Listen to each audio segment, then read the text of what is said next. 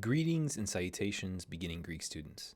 This is a brief video introducing us to the syllabus. I'm not going to go over everything that's in the syllabus, but I do want to take some time to draw your attention to some important items. First, I want to draw your attention to the required reading, or the required textbooks for the course. The most important book is Clayton Croy's Primer of Biblical Greek. This is the main textbook that we'll be using throughout the course of the semester. I would recommend purchasing a hard copy for you to write in and make notes and to tab for yourself. But this is available through your Perlego subscription. So just so you know, you do have access to it in that form. This is essential. You need this the start of class, day one. So make sure you have this book. This is really the main and primary textbook. Next required textbook is Robert F. Hull's The Story of the New Testament Text. This excellent book describes how we end up with the Greek New Testament that becomes the standard critical edition, and how we get to that process from the original writings of the New Testament. This is not a book I'm going to have you write a report about, but there will be some test questions on the exams related to Hull's book, The History of the New Testament Becoming a Text. So not a small part of the course, but most of our time will be spent in Croy. One of the recommended textbooks, or the only recommended textbook rather, is Robert Mondi and Peter Corrigan's A Student Handbook of Greek and English Grammar. If you're a person who, when you hear the word noun, you're going, wait a minute, what's a noun? We're going to go over that throughout the course of the semester.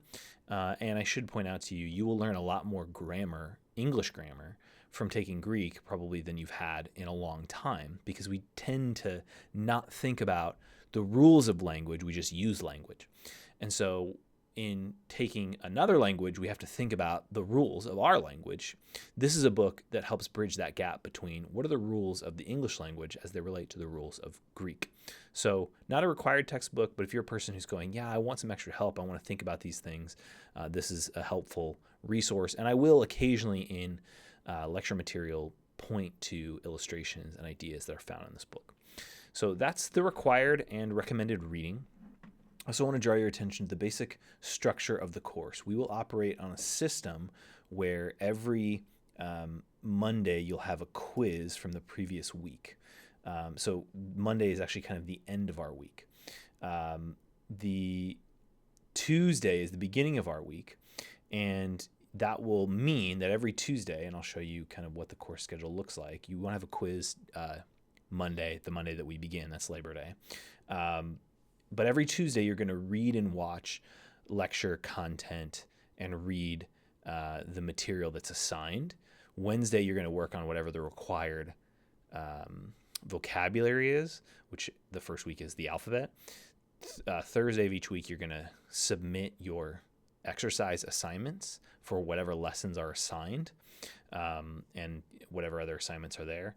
And then Friday, we will typically have a Zoom meeting. We will not have a Zoom meeting week 1, and we will not have a Zoom meeting week 3, because week 3 is the intensive week, and many of you are in courses during the time that we'd normally meet that time.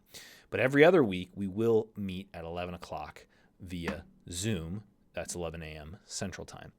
So what you'll notice is that for the most part on the course schedule, we tend to do one lesson a week. This is a big shift from previous semesters where I've done 2 or as many as 3 lessons per week. So the pace of this course is slowed down from previous versions.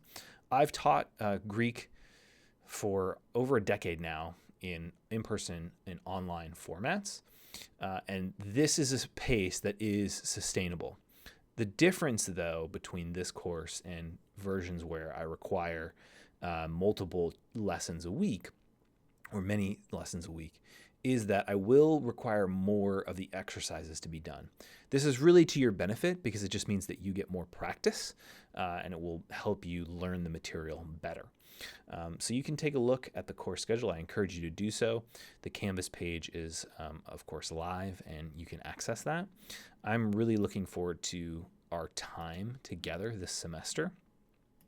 And I'm here. If you have any questions or concerns, please reach out to me primarily via email. That's the best way to reach me, and that's of course on the syllabus. But if you have a question or concern, send me an email. We'll start the conversation, and I look forward to our time together this semester.